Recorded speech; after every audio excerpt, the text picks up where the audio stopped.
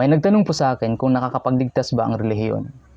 Sa panahon natin ngayon, common na ang pangangaral ng ibang denominasyon, ibang sekta, at ng ibang relihiyon na para matanggap mo ang kaligtasan o para makamtan mo ang kaligtasan ay umanib ka sa kanilang grupo.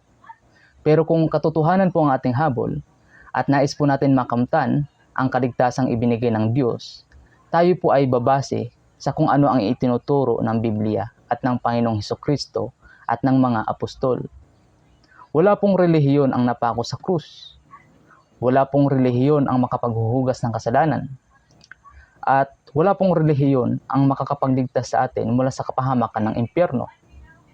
Dahil ang makapaghuhugas ng kasalanan, ang makapagliligtas sa atin mula sa kapahamakan ng impyerno, ay ang Panginoong Hesukristo po lamang. Siya po ang tanging daan sa kaligtasan. Siya po ang ating tanging pag-asa. At ang kanyang dugo po ang makapaglilinis lamang sa ating maruming puso at sa ating mga kasalanan.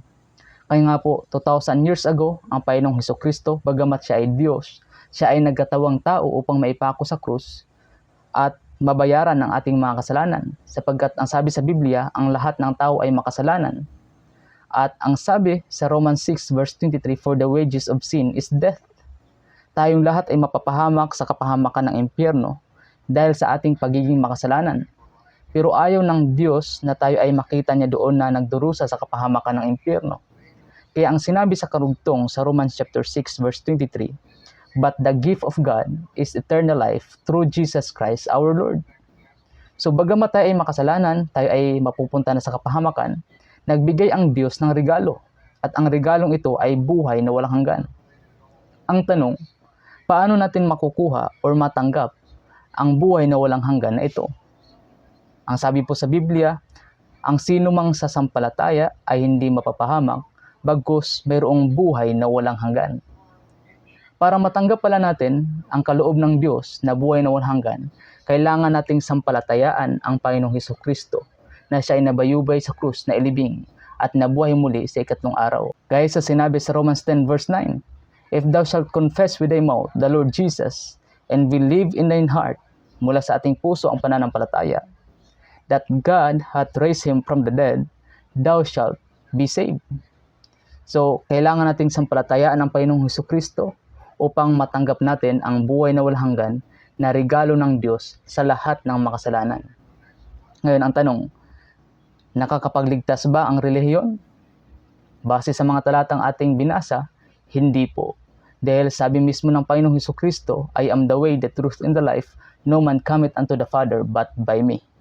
At ipinapangaral din ng mga apostol, walang ibang pangalan na ibinigay mula sa silong ng langit na sukat nating ikaliligtas.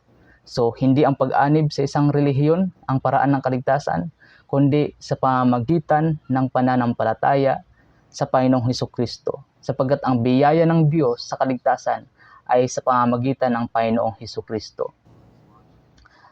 Kung tutuusin, kung babasahin natin ang Biblia sa Acts chapter 2 verse 47, bago naanib ang tao sa iglesia ng Panginoon, nakaranas muna sila ng kaligtasan.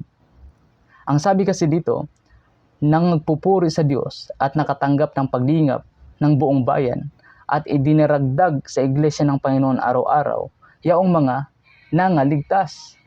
Sa mga katuwid, ang isang tao, bago na idagdag sa iglesia ng Panginoon, nakatanggap muna sila ng kaligtasan. At yun ay sa pamamagitan ng pananampalataya sa ipinapangaral ng mga apostol na si Kristo lamang ang tanging daan sa kaligtasan. Kaya nakakapagligtas ba ang relihiyon? Nakakapaglinis ba ng kasalanan?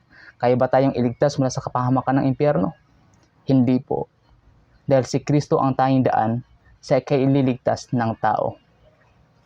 At ang iglesia ng Panginoon bilang kinasangkapan ng mga mananampalatayang ligtas, ito din po ay ginawang instrumento ng Diyos upang ipangaral ngayon ang ebanghelyo ng Panginoong Hesukristo para ang sino din ang sasampalataya sa Panginoong Hesukristo ngayon ay makatanggap din ng buhay na walang hanggan.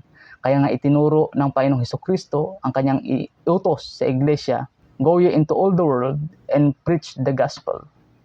At ang gospel ayon kay Apostol Pablo sa Romans chapter 1 verse 16, ito ay kapangyarihan ng Diyos sa ikaliligtas ng bawat magsisampalataya.